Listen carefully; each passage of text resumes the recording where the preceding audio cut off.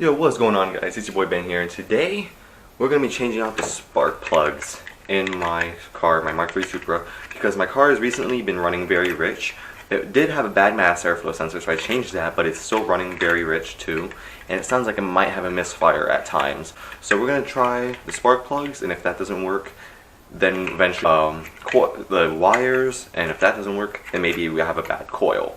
But we're going to start off with the spark plugs first, just because that's the cheapest option. Now, for these, we just have the NGK copper plugs. People usually get fancy plugs, but I have a friend that owns a shop with a 800 horsepower 7M powered Supra, and he said just get the copper NGKs. They work a lot better. He said the iridium ones seem to like blow the top off. Ooh, God, that was close. So, yeah. And also, I have another surprise for you guys, too. New vloggy camera, so we're gonna switch over to this in a minute, and hope you guys notice an improvement of quality. Alright, so this is everything I think you're gonna need to change your spark plugs in your Mark III Supra. Of course, you need your spark plugs. Whoa, camera's pointing down. It's a big camera on my little tripod. You're gonna need a spark plug gap tool, which is right here. 3/8 ratchet, and a 1/4 inch ratchet, and just some sockets that have one little extension here. One thing I forgot to mention too is you'll need some pliers to remove all the hose clamps, and I'm using these. You don't need these in particular, you just need some pliers. And since I'm also changing my valve cover gaskets, I'll also need a Phillips screwdriver. And I'm going to change the bolts too, because stock bolts are just like a Phillips head screwdriver, and I don't know, those kind of sketch me out sometimes. So I'll check them. If they're like very tight and hard to get off, then I'll put up these hex heads on, which are harder to strip.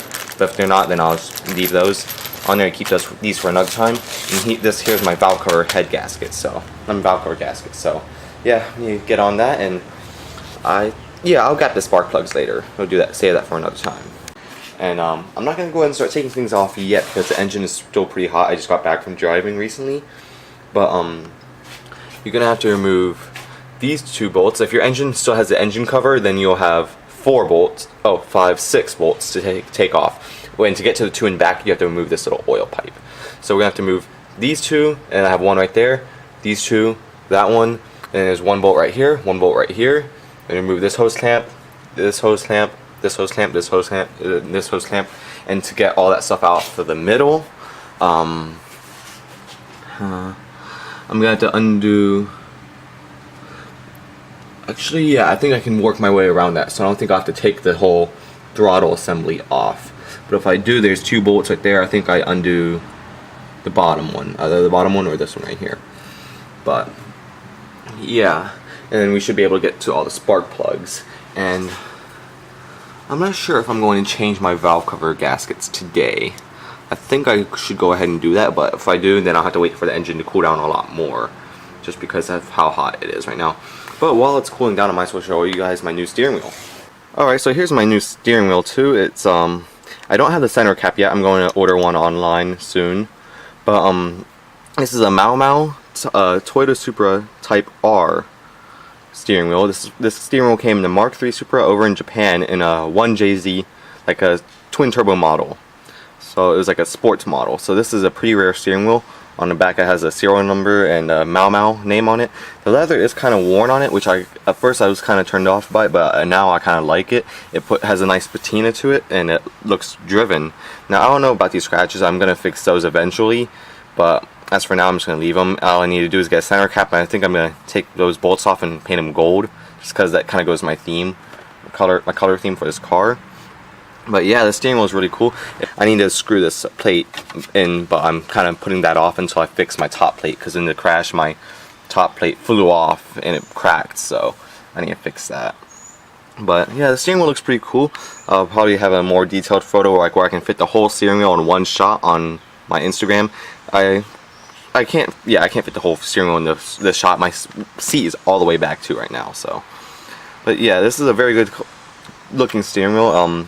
They're pretty expensive too. I looked on eBay, and one sold for like $350 plus $70 shipping. It was in better shape than this one. Like that one was a mint wheel, but I'd say yeah, I could probably sell this one for like $150, $200. So, and I only got it for $80, so that's really good. So yeah. Oh, I hope you guys like the footage on the new camera. I'll do a camera breakdown in another video. It's just cut to when the engine's finally cooled down.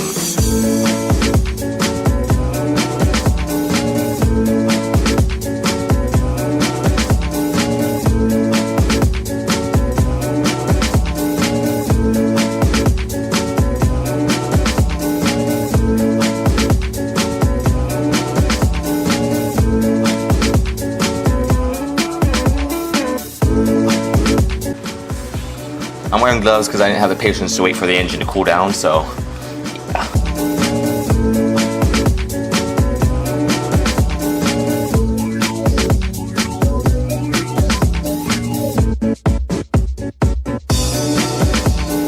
Jake, you're back! Shut your face! I came back for the music.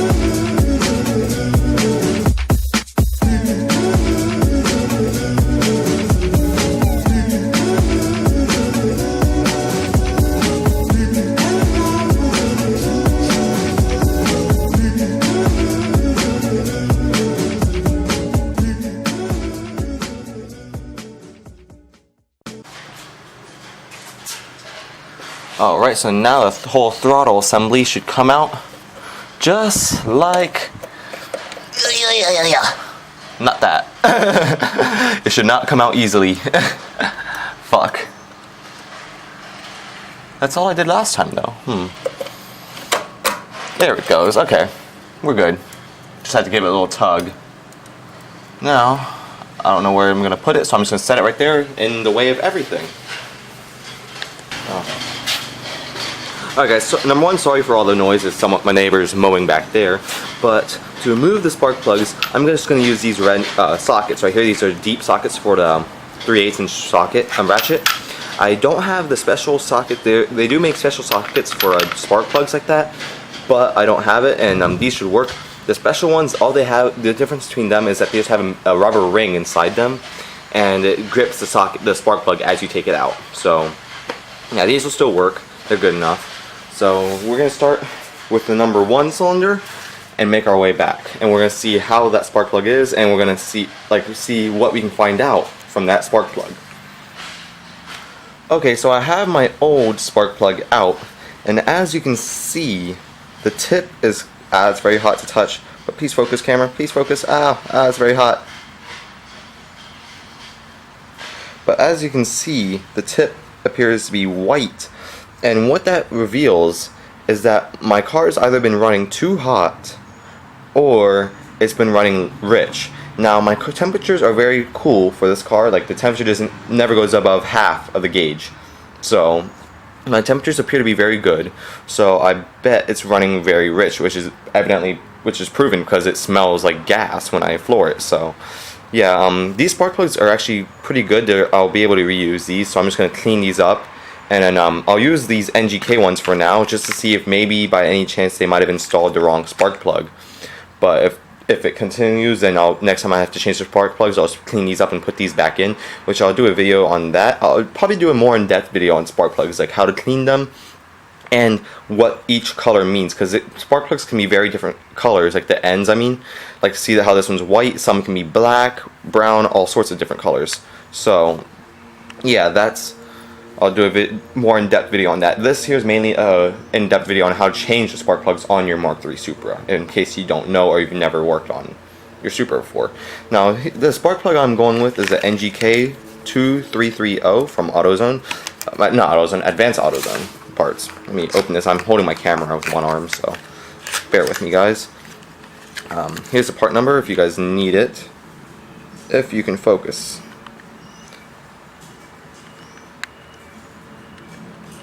I don't know how to work the focus on this camera exactly yet, so I'm sorry guys. This is a brand new camera, I just got it today. So it says NGK 2330, so that's all you need to know.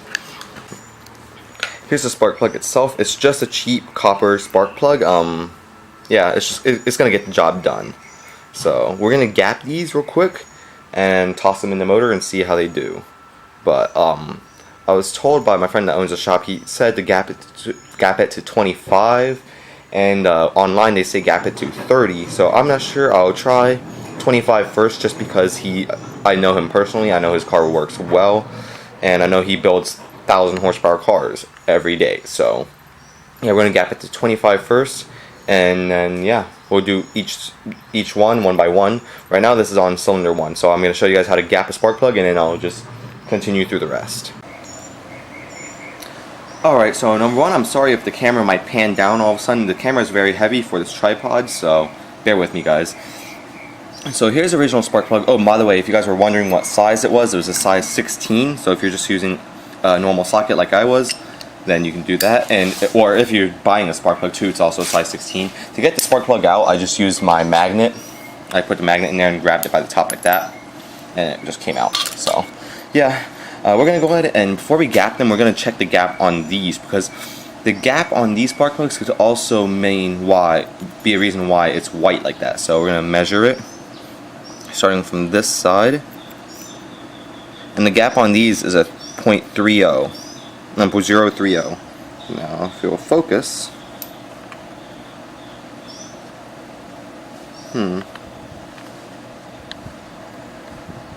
Focusing on this camera doesn't seem to be that great overall. I don't know why. But yeah, the video focus doesn't seem to be that good, but I'll go through the settings later tonight and find out why it's doing that. So since these are 0.30 gap, I'm going to try gapping these to 25 and see how that does. Now this one currently is a little over 0.030, so we're going to just push that contact down. Right there. Oh wow. Perfect. A little bit more actually. Wait, what the hell? I just pushed it down more and it went the gap went up. Okay. That was weird. Okay, so I ended up using the floor to gap them. I guess this painted surface was just too soft, but now as you can see, they're gapped to 0.25 and just snaps off like that. So we're going to put this one in. Actually going to clean this one up first since I had it on the ground, and then we're going to put it back in and go on to cylinder 2 and do the same thing for every cylinder past this one. And don't drop your spark plug like that. Alright, so I just got all the new plugs back in. I haven't started putting things back together yet because I still have to take off my valve covers to change the gaskets on there. I'm going to do that off camera. Alright, now so here's the plugs. They're arranged from 1st to 6th, and as you can see all the bottoms look the same except for the 6th. The 6th has a little bit of rust on it, which does concern me, which then, let me focus for you guys.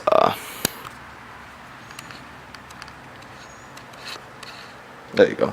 Okay, so this one does have some rust on it, as you can see, which then means that there could be a water leak, which then means it could have a blown head gasket, which is how water is getting through it in the first place.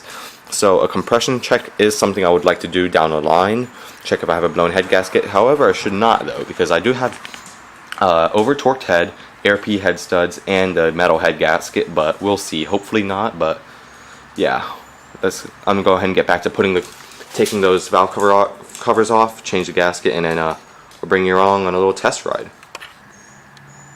Alright, so it's been a while, about 30-40 minutes, and I just finished everything I needed to do. I changed the spark plugs, took off the valve covers, changed the gaskets, changed the hardware. I have like this new hex hardware, which I like more than the normal ones because the normal one's like a screwdriver, so like it just looks like it's just can strip easily. However, you guys can't really see because it's dark in here, but I couldn't change the two back here in between here because like there's this little hook with the hose on it, so I had to use the stock Phillips hardware. However, I did change the little gaskets on top of them, the little mushroom things on there. So yeah, those should be good.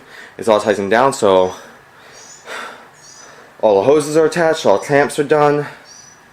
Yeah, I think we're ready to start it. So let me sit you guys down somewhere and turn it on.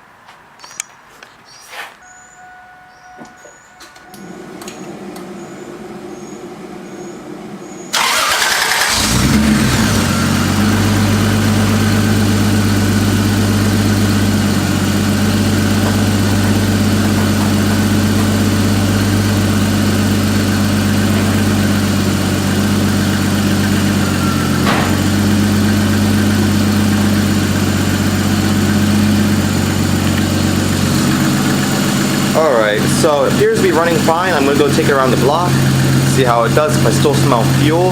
And if I do, then I'll check the coil packs and my map again. Let me go and check the map again and see if that could be, I could have bought another defective part.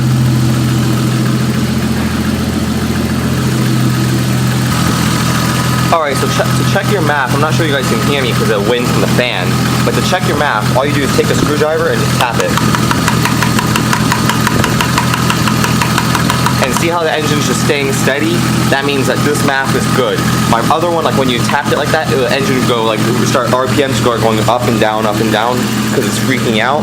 And that means that the map was bad. But this one appears to be good, so we're gonna hop in and go out for a drive. Okay, so now the spark plugs doesn't seem to be a problem because like see, the engine's still running, like I still smell it, but now it's doing this weird sound too. I don't know if you can hear it. We're seeing the RPMs. But yeah, I'm gonna try to fix it. Okay, I'm not sure what's going on now because now I unplugged my MAF and the engine's running perfectly fine. Like it's not doing that weird, like I guess hesitation it was doing before. So I don't know. I might be on the hunt for another MAF, but I'm gonna let it run for like this for a couple minutes, and then I'll turn it off, plug the MAF back in, and see if it does that again. If it does, then I guess I need a new MAF. Alright guys, so conclusion. My car is worse off than it was before. It's like it has this like weird like popping sound now. And when I was at the park, like trying to figure out what it was, a guy was like looking at the river heard my car, and he said that it sounds like it could be a vacuum leak. Like he knew the motor and stuff, he knew like the car and stuff really well. So I trust him. It probably could be a vacuum leak. I did detach a lot of hoses when I was working, so it could be that. And another thing, it could be like when I was driving back, I realized either I plugged one of the wires to this wrong cylinder, because with the distributor, well, I don't feel like explaining that, but like when you misplace the wires, it can make your engine run like shit. So I either did that, or it's because my spark plugs are gapped too close and they're making spark too easily. So I don't know. Tomorrow I'm gonna start like tearing the car down again and looking for like maybe loose hoses I left off. And if I don't find any, then I'm just gonna take the spark plugs out, gap them again, put them back in. And this time I'll probably gap them to 0.030. Alright, so a little update for you guys. The car is running great now. I took it apart today and I gapped the spark plugs to 0.030 and it's running perfectly fine. It's not doing that little hiccup thing it was doing yesterday. So here you guys go. You can see she's running perfect. So now we're off to the I got cut off that zip tie over there. But I need to go to the auto body shop so I can get my drop my car off there for start getting straightened out. I'm not gonna have the front bumper painted or dent fixed yet. Here, if you guys haven't seen it, here's the dent right here, and right here it almost buckled again right there. But I'm just not having it fixed yet, just because I don't know how much it's going to cost for the frame to be straightened out. I don't know if it's going to be more than I anticipated or less, and I don't want to be stuck in a money pit. So I just want to do the things I need right now, the bare minimum. However, I am going to have that rear bumper painted just because I want that painted. Just so at least it's all black, and then I'm going to try to get paintless dent repair to do the dent on the side after it's straightened out, because they said when they pull the frame, the dent will pop out a little bit. And he said that one behind the driver's side window might actually fix itself. So I don't know, we'll see. But I don't know if I'll bring the camera, bring the vlog with you guys there. But God, this camera is heavy. Whew. Little twig arms. But yeah, car's running great. Need to clean up, get everything I need, go and drop the car off. I've been waiting all